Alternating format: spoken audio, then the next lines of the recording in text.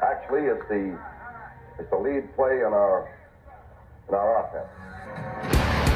Tell the tackle, take the defensive end if he's over him. If he's not, you drive down the first man who is inside. Pull back and tell him to take the first man outside the offensive tackle. No one shows. Go right by them and field inside. If the YN has the linebacker taken out, he cuts inside. If the YN has the linebacker in, he comes all the way around. So look at this play. What we're trying to get is a seal here and a seal here, and try to run this play in the alley.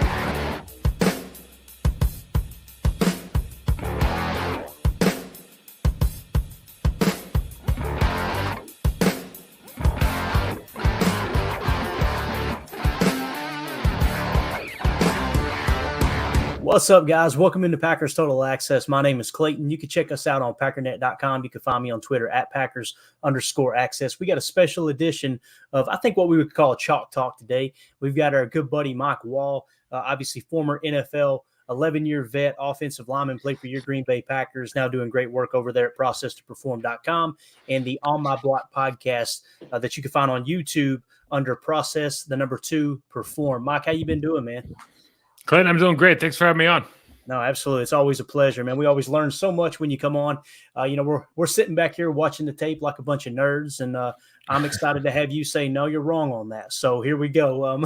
First things first, just wanted to kind of get your take. Obviously, coming off that Raiders loss there with the Packers, tough loss. It was just, I'm tired of saying it, Mike. There's so many games this year. You feel like, man, they could have won that game, but you just, at the end of the game, it's the scoreboard says otherwise, right? But I want to get your take on both the offense and defense. And let's start on the offensive side of the ball. Mm-hmm. What kind of popped out to you? Because I've been watching your videos. Obviously, every one of them you post there on my block and kind of breaking down the offensive line play. And man, I'll tell you, watching some of the sifting with the split flow, and then like you had pointed out so many times, having the rookie tight ends on Max Crosby and other things, it's frustrating, but I'm trying to make some sense of the whole thing. But good, bad, ugly, how do you see this offense right now, man? What's sticking out to you the most, Mike? Well, I did a show this morning, and so I started doing because I really don't follow the numbers. I just like watching tape and whatever kind of pops up on that. If it's verified by some of those stats and whatnot, that's great. If not, that's fine too. But I think we're like 27th overall at offense. I mean, we average 281 yards on offense, and like the middle of the road is like 320, 322 or something. So we're like 40 yards behind average. And to put it in perspective, the Dolphins are almost at 500. The Eagles are almost at 400. So you just think of like so that doesn't necessarily translate to points. We average 22 points a game. Granted, we got 38 against the Bears, so you can take that with a grain of salt. And we haven't been very good as of late. But 22 points a game is top half of the league. It's not where you want to be, but it's not terrible. But you start thinking about why are we not doing what we want to do? Well, you don't run the ball very well. You're 81 yards a game, which is woeful for a Green Bay Packers. For a team that prides itself on on a very, very high functioning offensive line and has drafted running backs extremely well, going all the way back to Dorsey and those guys. It's shocking that they can't move the ball better on the ground, and there's a number of reasons for that, which we can talk about. But then the other part of this is, I think everybody had the expectations that, okay, we've got all this talent, even though some guys are young. We have David Bakhtiari, we have Aaron Jones, we have Rashawn Gary, we have Kenny Clark. We have people in the building that have been there, done that at a high level, and so they're going to be able to bring up and elevate the play of some of these other guys. But you've had a Hall of Fame quarterback for 30 years. And the quite frankly, like, you cannot operate in this realm of, we talk about I'm getting sidetracked here, but we talk about draft and develop. Oh, the Green Bay Packers are draft and develop. Green Bay Packers are draft and develop. Goody's a draft and develop guy. Okay. We were a draft and develop guy with Mike Holmgren, because Mike Holmgren was a teacher, and his staff, Andy Reid, all those guys that household names, are teachers. They were literally teachers. Yeah. And they didn't have Brett Favre. Brett Favre wasn't Brett Favre when he showed up. Okay? And then Brett teaches Aaron how to play ball. And Mike Sherman was part of that staff. Mike McCarthy, for all that you can like or not like with Mike McCarthy is an old school fundamental football coach. He's going to teach you the fundamentals. You're going to do things the right way. This generation of coaches and players, this isn't draft and develop. You haven't had to draft and develop since Aaron Rodgers became quarterback. We can sit there and use that. We can use that, but you really haven't had to do it because every single year you're in Super Bowl mode.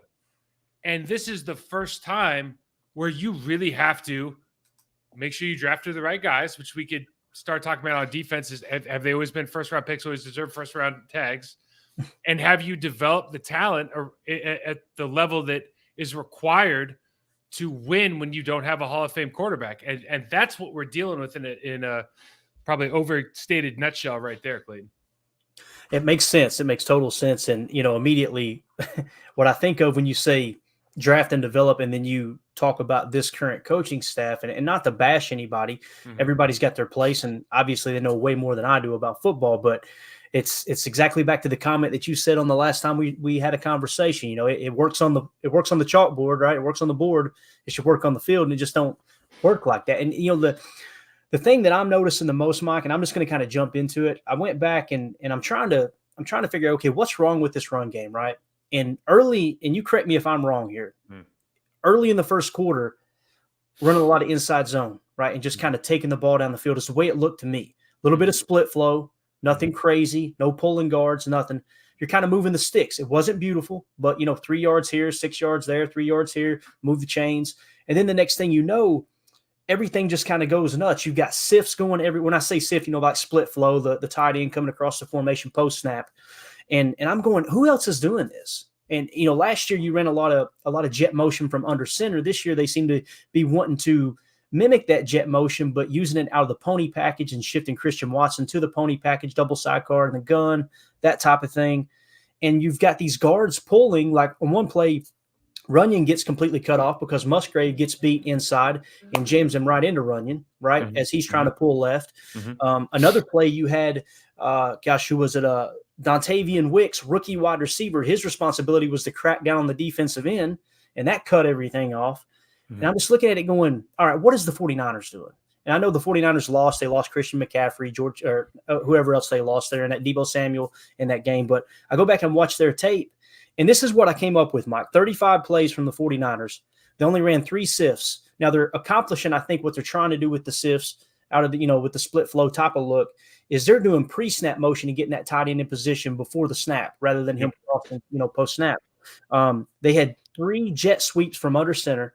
They had 0 snaps from the pistol formation. I'd like to get your take on pistol and how you feel about that. And they had 0 plays out of those 35 plays where a guard or any offensive lineman pulled at least one gap over, right? And then you look at the Packers' first 25, you had 10 sifts. You had 0 jet sweeps under center, 3 pistol formations, and you have 4 plays where the offensive line was pulling at least one gap over. Am I wrong thinking we just need to get back inside and outside zone and stop with the pull and stop with the sifting? Am I overlooking something there? Who's doing the – yeah, you're overlooking who's the motion guys for the San Francisco 49ers versus who's here. Yeah, very They've got George Kittle and Kyle Juszczyk. Who do we have? Exactly. I mean, that makes George Kittle and Kyle and Juszczyk make their offense go. We can talk about all the other players. Trent Williams is amazing. The rest of their offensive line is just okay, by the way. I mean, I know their coach. Their coach is a zone guy, and he's very, very creative. He's a very intelligent human. They run Juszczyk and Kittle. And listen, if you go back and watch last year's San Francisco 49ers tape, and then you watch the league this year, everybody's just following what they're doing. Yep. Everybody, we're doing the exact same. We're running the tight end on lead inside of the tackle. We're lining up the tight end off split, bringing DeGuara in motion and having them run the counter play. Those are the 2 lead blockers. Like everybody's doing the same stuff that those guys are creating over there. What's happening is you don't have the people that can execute those blocks. So there's kind of 2 things here. The first, as you pointed out, I think very well, is that if you put Max Crosby is going to be the defensive player of the year, or at least he's going to be one of the 3 finalists. Yeah. If you decide that you're going to put a tight end with his hand in the ground and you're going to have him base block, cut off, whatever, it's probably not going to work because your offensive tackle can't do it. What makes you think your tight end can do it? So that's kind of problem number one. Okay, so how do you take care of that problem? Well, you put that tight end in motion. You have the tackle run at Max Crosby, and you say the tight end's got the inside half, so we're going to run like a slip call on the move. We ran it once, it worked. We didn't run it again. On the backside, if you want to run a B block, which is a guard tackle combination up to the linebacker on the backside, and you want the tight end to cut off Max, and you know that he can't do it, you just have to make a call. Tackle block back, tight end goes around, and he ends up being part of the B. I mean, all this, like, these are adjustments for good players that you have to make, but you can't just go into a game and say, well, this is a tough block, but you're going to have to get this one done for us. Got it? Oh, and they go, like, what's the tight end's going to say? Like, no, I don't have it. I can't do that. Yeah, I can't do it. And so what happens is, because for the San Francisco 49ers, as an example, like, the stuff that they're doing isn't unique to their offense anymore. It's not like they're not doing a bunch of one-offs. Right. All of their stuff is based on all this different motion and creating space and creating width in the defense and creating uncertainty by the defensive ends, outside linebackers, creating uncertainty with the safeties. So if you're not doing that as part of your offense, and this is what I think is the real kind of issue right now, is that when you look at the last game, they're like trying to prove a point with the running game, because the game before, Matt LaFleur's out there like, we got to establish a run, and they don't run the ball for the first 6 plays of the game. They look silly. Like, you're talking at both sides of your mouth. So it looked like they were coming in like, we're going to run the ball no matter what. And then you go, okay, how does this marry up to what Jordan Love does well in the passing game, to what our receivers do well in the passing game, to what adjustments you're willing to let him make at the line of scrimmage in the passing game? Yeah. Those are the questions that I'd start asking, because as you game plan these teams, you usually go, okay, from a personnel scheme, from an individual standpoint, like, where can we attack? What running formations are we going to use to attack it? And then how does that marry up with our passing game and the stuff that we want to get done there? Like, you've got to build it out of something. And I don't know if they're building it out of the passing game or the running game. I've historically always done it from the running game. But regardless, you have to make sure that those two start looking the same, so all of the stuff that you're doing can have multiple answers depending on what formation you're in and what defense they show up on each particular snap. Got it. Yeah, it was tough because you listed off all those great players, Kyle Juszczyk, George Kittle, Trent Williams, all of them. And when I turn on the tape of the 49ers, what they're doing seems simple. It's just a zone blocking, you know what I mean? Mm-hmm. And pre-snap motion, getting that extra body, that extra hat count across the formation where you're running. They seem to run a lot of strong side. And what I've seen with Green Bay, you had the hat count matched on the left side. You sift DeGuara over opposite side, and now you're running into a -1 hat count. And I'm going, are they trying to trick them? Of course, even the direction that the sift goes to, Max Crosby beats him to the punch, like you pointed out on your pod, where he knows Zach Tom's not blocking down on him. He's going for the this guy's watched tape, right? Yeah. And he just, I mean, it was unbelievable. And part of me feels like, okay, like you talked about before, great offensive line can do anything, right? Mm-hmm. I don't think we would say this is a great offensive line, obviously. So it's just it's a little bit frustrating. I want to ask you something else too, from your time playing, especially in Green Bay, because a staple in the West Coast offense has always been scripting the first 10, 15, 20 plays, right? Mm-hmm. And I wanted to ask if you experienced that, and the reason being is because it came out last week that a local beat reporter, I won't say his name, it's not a big deal either way, he said he corrected someone and said, no, Matt LaFleur doesn't script the first 10 or 15 plays. He has opening ideas, but they don't actually have the play scripted. Was that something you experienced, or did you guys always have a script of the first 10, 15 openers? Is that true? See, that's according to him, and he's in Green Bay, right? Mm-hmm. And he's a very prominent, radio host. I should just say his name. I mean, it's out there. I've already shared it.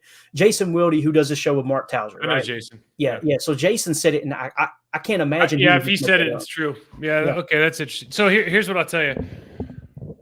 Guys have first 10, first 15, right? But you don't necessarily follow the script. Like it's okay. This is what we want first, second, third down. Or this is how we think the players are going to go. These are the what they're trying to do is they're trying to see how you're going to react to certain formations, personnel, and motions, because they want to make their adjustments as fast as possible.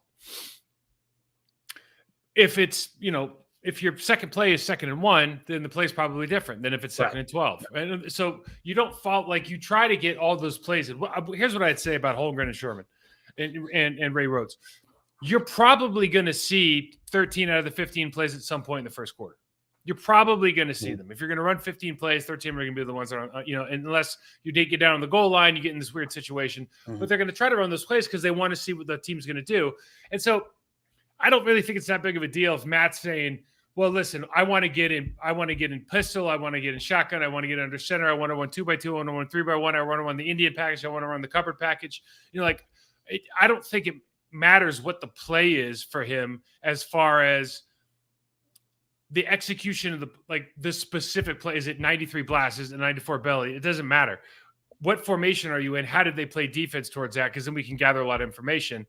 Going back to something you said earlier, talking about offensive line, I was talking about I had 5 questions to ask on the pod this morning, 5 questions for Packers coming out of the bye week. And one of the, a lot of this stuff is, you start watching tape and I think we all watch a lot of stuff on the Packers and other teams, but you start coming to these conclusions. You watch the San Francisco 49ers, and one of the conclusions you have to come to is some of these teams in the National Football League have guys that can win single blocks and some don't. And when you think about the Niners, it's well, I know Trent Williams is going to probably win a single block. Lake's probably going to win a single block. Kittle's going to probably win a single block. Juszczyk's probably going to win a single block. You start, okay, who on the Green Bay Packers right now, because Bakhtiari's out, who are you they're going to win their single block 8 times out of 10, 9 times out of 10. I don't know that there's, maybe you say Jenkins, maybe. I don't know that you say that there's anybody else that even is close of literally just, okay, I gotta reach a shade at center. I got to reach a 3 technique at guard.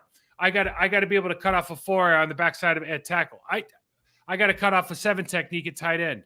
I got to drive block at a 6 technique at tight end. I don't know that you have guys that can just single block. So when you say, we're pulling and they're not, or we're running this and they're not, it's well, they can do that because they got guys that move people off. You can move humans off the ball. If you can't move a human off the ball, you're really playing from behind the 8 ball, so to speak, because you basically have to get doubles, or you have to do everything in your power to get guys turning sideways. And usually that's through all these different motions and trying to create these leverage situations. Gotcha. Okay. Gotcha. So they're trying to do is gain a +1 because they don't have the horses to win those singles more. Well, not even if it's a +1, you're just trying to you're always just trying to put yourself in an advantageous. Here's ideal situation for Green Bay Packers, right? Let's say they just run on weak side and they want to run a lead and they're going to take a tight end or a fullback, okay? And instead of being like an I back, they're going to motion that guy across the ball. Why? Because when he enters into the B gap, for example, and let's say there's a 2I and a 5, okay? If there's a 2 on a 5, just picture that in your head. So there's a guard center combo, right up to the middle linebacker. And now you can lead with your tackle can come off the ball like he was shot out of a cannon. Okay. If that defensive end stays in his way, now he is going to move him or turn his shoulders and get him to run up the sideline.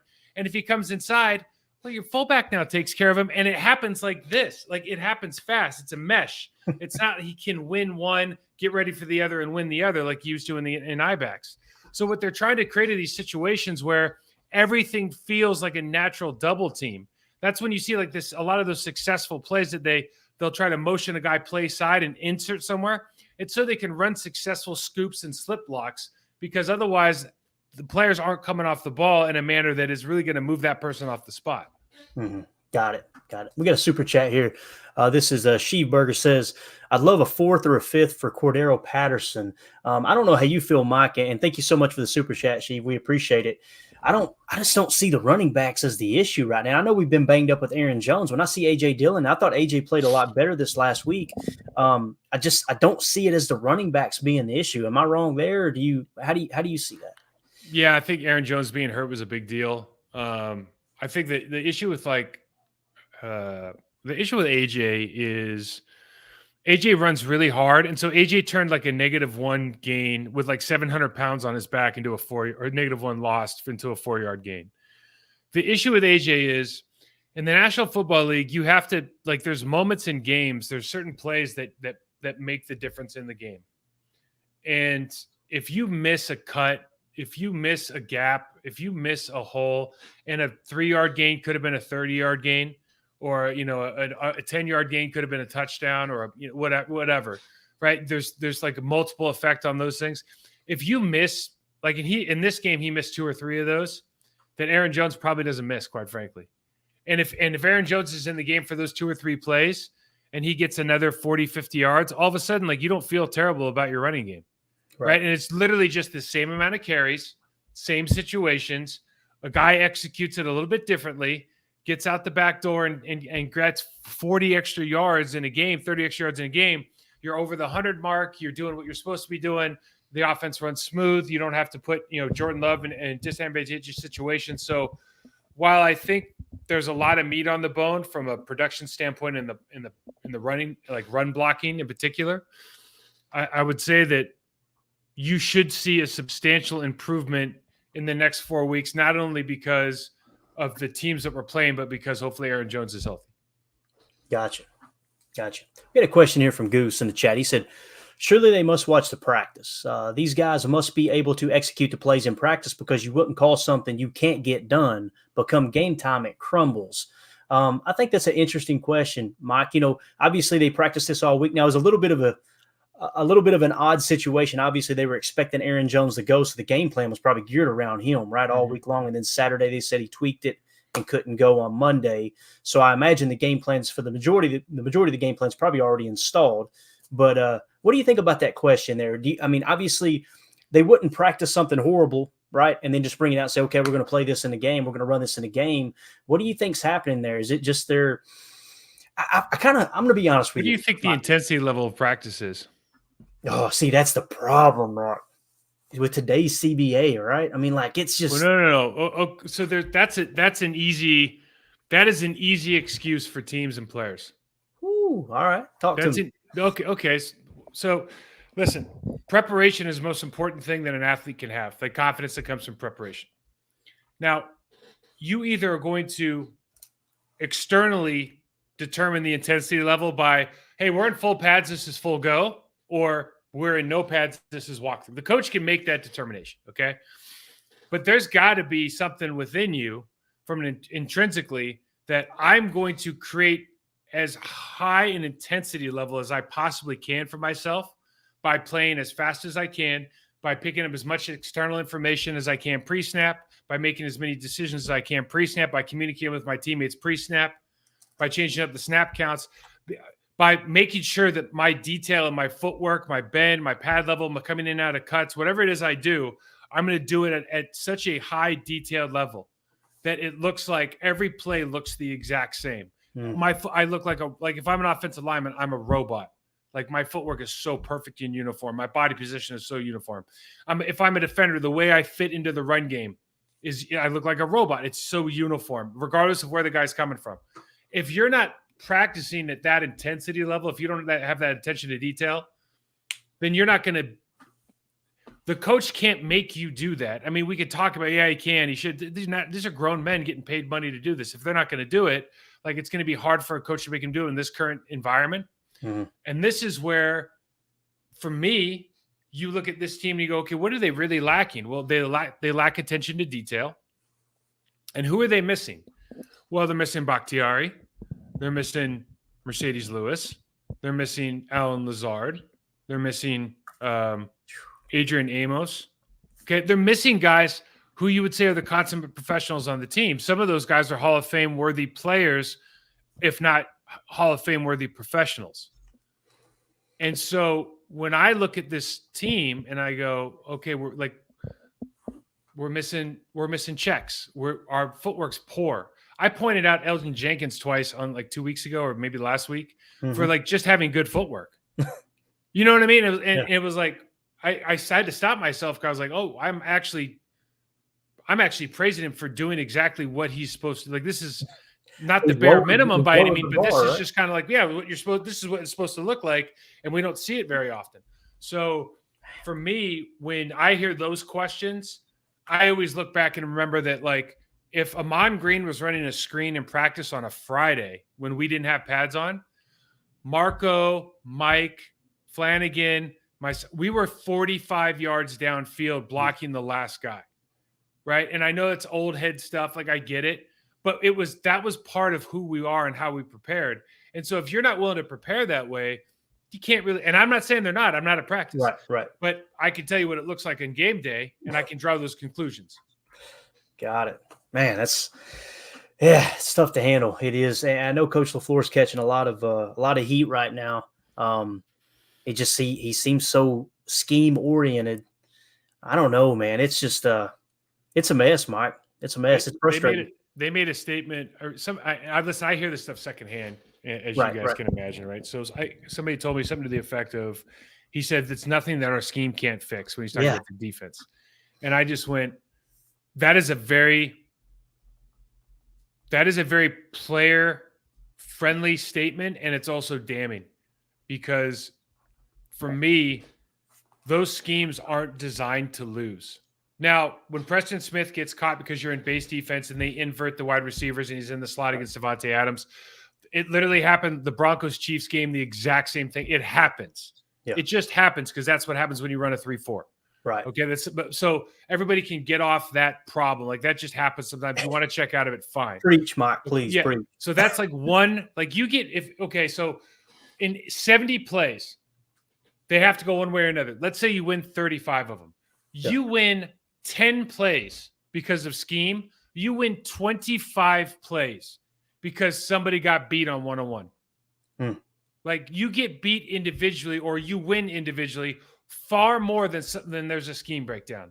And so we talk about scheme because in a vacuum, all the players are just athletes that can do all the same stuff. But that's not true. Run fits matter. The biggest play of the game last week in the running game for Josh Jacobs, they run a kick play that every team in the National Football League runs. We're playing off coverage, so that's a scheme issue. Mm-hmm. But then Jair Alexander doesn't get to the line of scrimmage and tries to make that tackle 5 yards past the line of scrimmage when Josh Jacobs is already running downhill. Can't make the play. He runs for like 40 yards.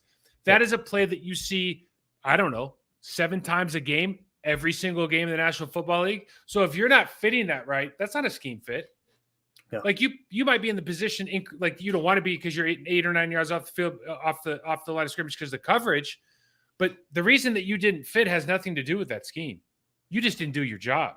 Yeah. You didn't run fit the way you're supposed to. So don't sit here and say the scheme can fix it. Yeah, it can help put you in a better situation. You can fire Quay Walker on when they bring a fullback in. You can fire him into the gap and force him to play on their side of the line of scrimmage, which is a great idea, by the way. We've been talking about it for a year. Yeah. We could talk about all that, but you still have to make plays. Right. You still have to be fundamentally sound. You still have to win your matchups. So I when I hear that, man, that's the one thing you shouldn't say to somebody who's played at that level, because we're like, you got to teach us how to win, man. It's not just like, oh, I'm going to draw this up and I'm going to, maybe that's a wide receiver deal where it's like, if we crisscross these guys, he's going to do this, you're going to be wide open. But like the best wide receivers in the world, right? They like beating the dude that's in front of them. Like, they take great pride in like, oh, I got to play Jair Alexander this weekend. Oh, bet. Okay. Like, it's the matchup is what I'm looking for. I want to win. Right. So you can talk about all that other stuff, put me in good positions to win, still have to teach me how to do my job at the highest level. Got it. Yeah. We actually, on our Chalk Talk episode, we highlighted that very play where Jair comes down and misses the tackle. And what do you remember that play specifically? And Rashawn Gary, how he kind of took his inside in the C gap. Was that a negative? Would that be a negative mark for Gary? Do you think he played that right with that jab step? Well, so he squares up the tight end, clearly is in control, and Josh Jacobs feints inside. So does he react early? Should he react as he's going by? Probably. But what you usually say there in a situation like that is someone's got contain. Yep. Okay. Someone's got the C gap. Someone's got contain. It was obvious that nobody else had the C gap. Got it. So, I mean, I was kind of looking at it that way. Yeah. Got it. Okay. Makes sense. So when it comes to this defense, and we'll kind of jump over there. I don't know how much time you got. You tell me when you're out of time, but defensively, I felt like they took a step forward. Granted, it was the Raiders, right? And the Raiders I don't think anybody would consider them a great football team offensively, although they do have Devontae Adams. They have Jacobs, who was arguably the best running back last year in the entire NFL. I felt like the defense played pretty good. Now, some of the negative marks I've seen, that Jair play, right? Darnell Savage coming down when Garoppolo completes that ball in triple. I don't know if you consider it triple coverage or not. There were 3 defenders there. It's like Savage gets to the ball and he forgets what to do when he gets to the ball, right? Rasul playing out of his mind right now. I think he's playing really, really good. He's the one, Mike, when you talk about, I think what you were saying here, I don't want to put words in your mouth, but it kind of feels like a little bit of a culture issue with the Packers. And when I see Rasul on the field, his play backs it up. You see how passionate he is. You see how frustrated he's getting when Keyshawn Nix doesn't jump the slant. And you could tell they specifically schemed up that play. He's the one that I'm kind of like, him and Rashawn Gary, they're the leaders of this defense right now. It just kind of feels like that because they're the most passionate. They're probably 2 of the hardest working. They seem like they're mentally prepared for the ball game. What do you think's going on defense? Do you think they're finally taking a step forward, or do we got to step back and go, hey, look, it was the Raiders? Well, half the teams in the league aren't very good on offense, right? And so you look at the next 4 weeks, and I believe they got the Broncos, the Vikings, the Rams, and the Steelers. All of those guys are terrible at running the football. So you look at it, you go, okay, so they played the Detroit Lions, and they got the brakes beat off them because that's a really good offensive line. That's a good offense. Quarterback's playing at an MVP level. Yeah, really is. So if that's your litmus test, we're not there yet. Okay. So is there room for improvement? Absolutely. But the reality is, I think you're like 14th or 17th in defense overall. And you're giving up way too many yards in the running game, but you're about to play these teams where, again, it's kind of one of those get right games that you go, I should be pretty good here. And so we didn't hold Josh Jacobs to his average. He got more than his 56-yard average or whatever it was. Like his average was so low that they're never going to jump over. Right. But you still, you held him under 100 yards, and as a feature back in an offense that's not playing very well right now. And so now you have these next 4 weeks to kind of get those numbers kind of back to like a normal statistic, because I think the problem for this defense is twofold. One, you have these really high expectations. Obviously, you have all these first-round draft picks, and whether or not, looking back in 10 years from now, if you go, all these guys were first-round caliber draft picks, that's a question for somebody else, not me. Right. But you have a lot of talent on defense that hasn't necessarily played up to snuff. Rashawn Gary coming back and getting more and more snaps is only going to be better for this team, clearly. But what I would love to see, when you're just specifically talking about getting really good on defense, put people in situations to be successful as often as possible. And there's 2 things that, like, if you have time, I'll just I talked about this a little bit on my podcast today. Yeah, absolutely. When Ray Lewis lost Tony Siragusa and Sam Adams, and they went to a 3-4, he wasn't Ray Lewis anymore. He was no longer, this guy who was untouchable, because guards could get up on him now. Brian Waters made AFC Player of the Week.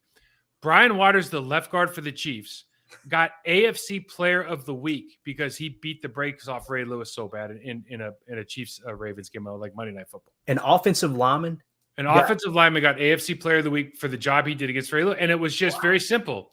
Brian Waters benches 500 pounds, and Ray Lewis was all of a sudden he didn't have a 350-pound dude in front of him, so he had to fight off blocks.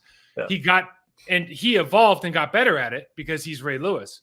But my point is, you have to ask yourself the question, are you calling what you know or what we're good at? Are you calling what this personnel is good at, or what? Kenny Clark is going to look back at his career and say, man, I was really good. And he's going to look back at his statistics, and he's going to go, I'm better than my statistics show.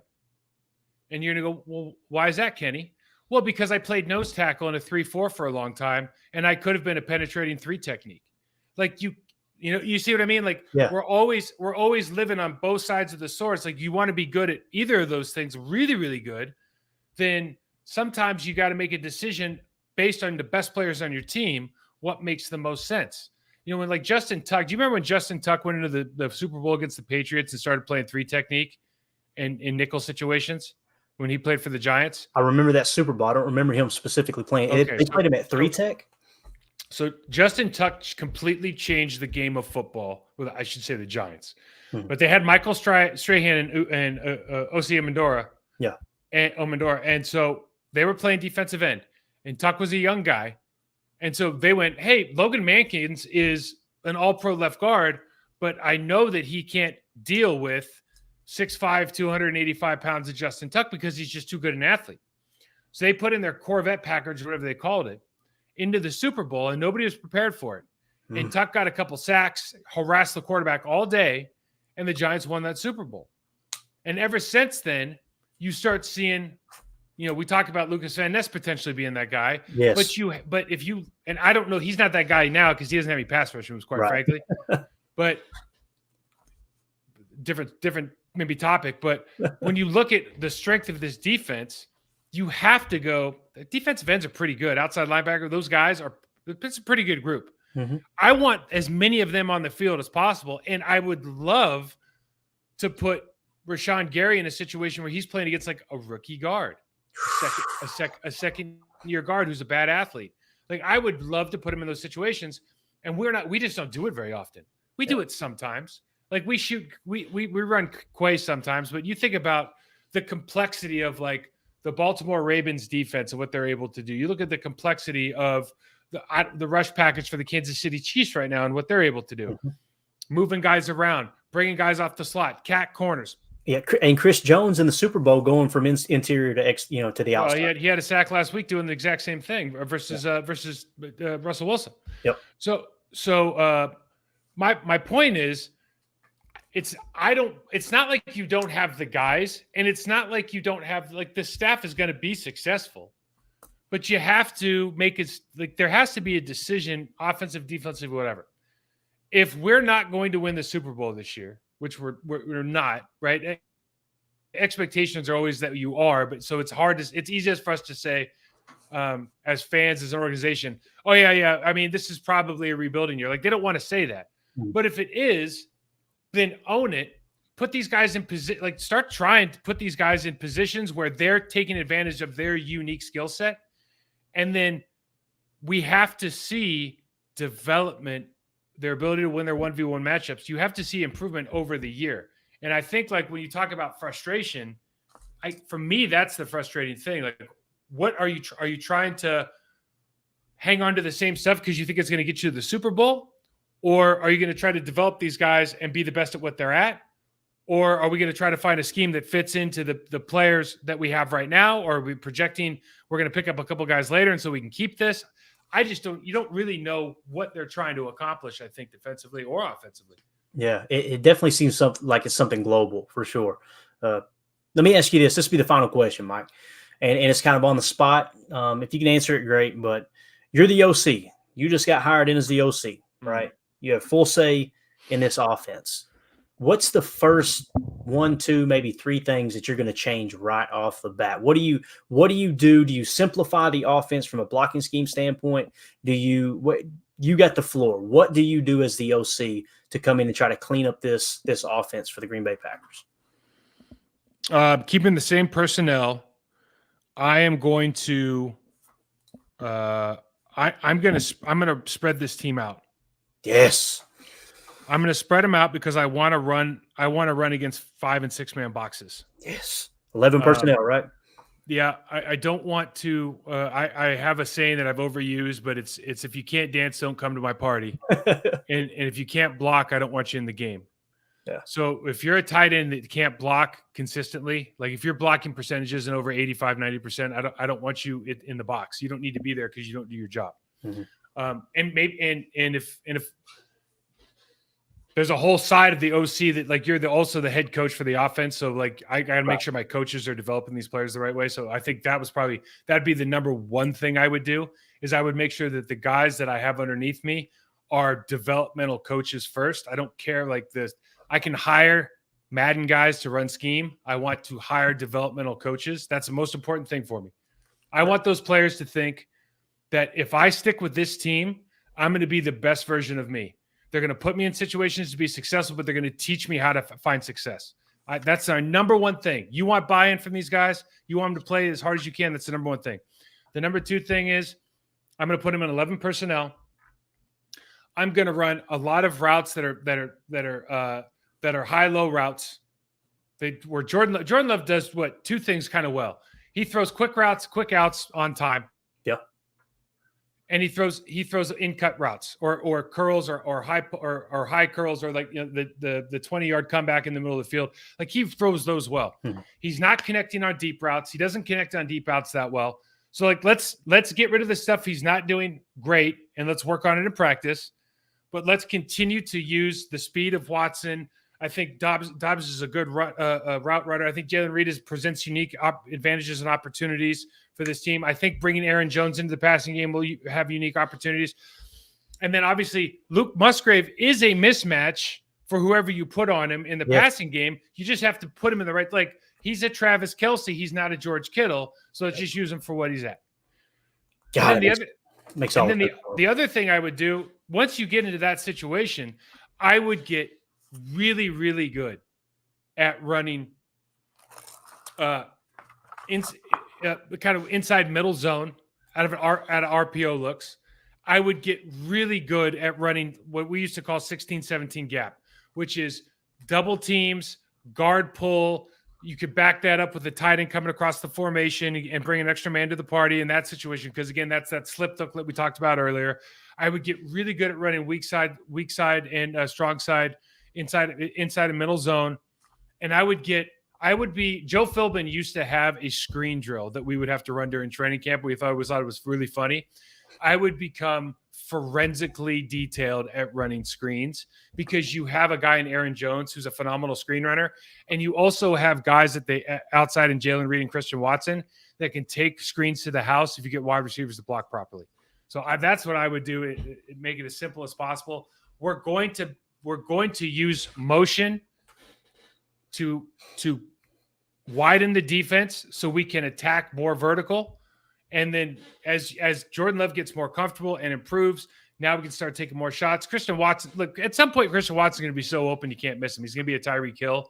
Yeah. There's going to be Tyreek Hill moments in the game where, you see Tua's like, everyone's going Tua for MVP, and you're going, well, Tyreek Hill's open by 5 yards like every play, guys. Like, I'm not discounting how good Tua is, but let's be realistic about what we're seeing.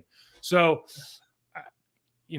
without overcomplicating it, I think for me, that does a couple things for you, Clayton. One, that gives your entire team a sense of direction and purpose. Yes. Two, you need to build confidence up. So now your menu at the wide receiver position and the tight end position is clear. You're going to become really good at running certain routes, and you're going to be able to run checks off that your quarterback is going to be able to communicate with you, okay? So you're not going to have communication issues, and your quarterback's going to have the confidence in these sets that we're running.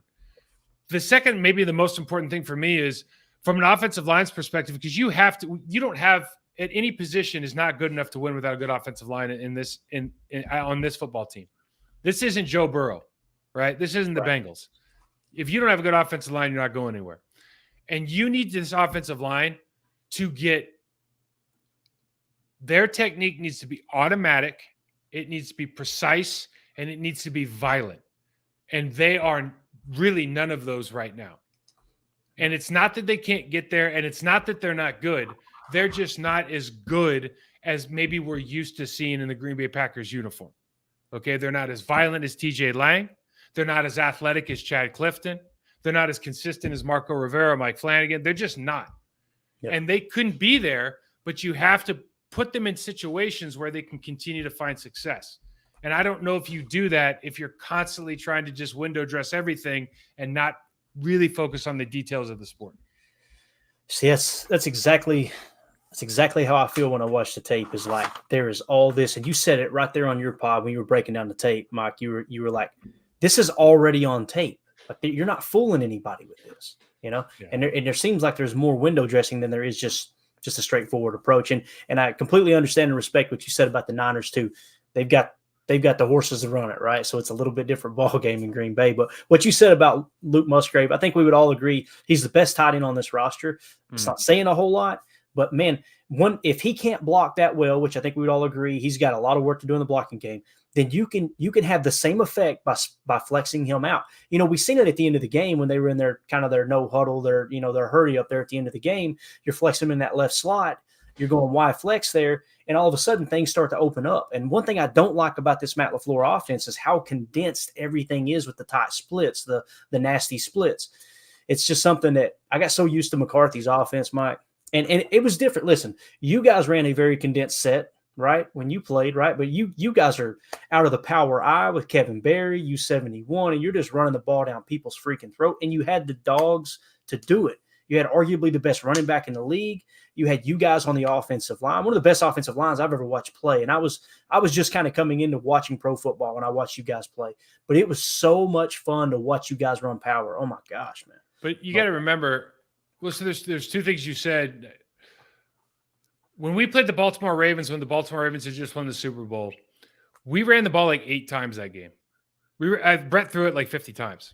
Because Really? we're like, why try to run against these guys? Like that's what they want us to do. So you spread them out, because they're going to play zone coverage back there, and Brett just absolutely tore them up. Wow. So you have to be able to do everything. Like you have to be good at. You have to be. We ran 96 power load 16 times a game one year. Okay, so when we say it's already on tape. Yeah, we didn't care it was on tape, because if you did anything, if you went 0, for example, to stop it, like we knew you couldn't stop it, because again, we had Kevin Berry who could win his one-on-one on the edge. If you went 0, then we were just going to throw the ball to Javon Walker, because it was one-on-one, and we're like, we'll take that all. In fact, we would throw it every single play if that's what they gave us. We would, and none of us would complain. Amon would have been like, "That's the right play." You just trust, because you have in other words, you have an answer. Right. Sometimes with this stuff, you don't have an answer. The other thing is, as the OC, when you talk about Luke Musgrave and Tucker Kraft and not being able to block. Yeah, listen, these guys do have to develop. This is their rookie year. Mm-hmm. What I would say is this happened. This is a pervasive thing in the National Football League. Tight ends go with their tight end coach to learn how to block for tight ends. Tight ends need to go with the offensive line during individual period and learn how to block. I've seen. I could tell you some stories that would make you question that we're not living in the Matrix. But with some of the techniques that I've seen tight end coaches give to tight ends on how to pass block, how to run, I mean, absolutely horrifically awful, because they've never been intimate in that way. If you want to get a good running game, everybody that's involved in the running game has to be meeting together, has to be doing some sort of individual together, right? And certainly instilling some sort of team run 9-on-7 where they really are honing their skill set as a group. That's what needs to happen if you want to be really good at that stuff. Got it. Man, Mike, we've kept you way over. I'll tell you, I could sit here and do this for 2 hours. I know you're a busy man. I thank you so much for your time. Every time we talk, you give me a different angle, and it never fails, Mike. Every single time I think, here's what he's going to say, and you steer off in the opposite direction and get me thinking. Maybe I'm just wrong all the time. That's I doubt that. That's a problem. I'll tell you this: everything you're saying on the block just makes so much sense to me. It's. I mean, if you guys aren't following it, and I'm sure you are, if you found this silly little channel, make sure you go on YouTube and go to Process to Perform. Okay, PROCESS, the number 2, Perform with a capital P. Subscribe to that YouTube channel. You're going to get the best breakdowns, especially in box breakdowns. It's my go-to channel. Follow him on Twitter at MikeWall68. And Mike, man, I can't thank you enough. It was short notice. You're always awesome. You got it. Thanks for having me on. All right. That's it, guys. We're going to get out of here. We're going to let Mike get back to his day. I know he's a busy man. Appreciate everybody hanging out with us in the chat. As always, let's go out and be the change we want to see in the world, and go Pack Go. The power sweep. Actually, it's the lead play in our offense. Tell the tackle, take the defensive end if he's over him. If he's not, you drive down the first man to his inside. Fullback, you tell him to take the first man outside the offensive tackle. No one goes. Go right by them and field inside.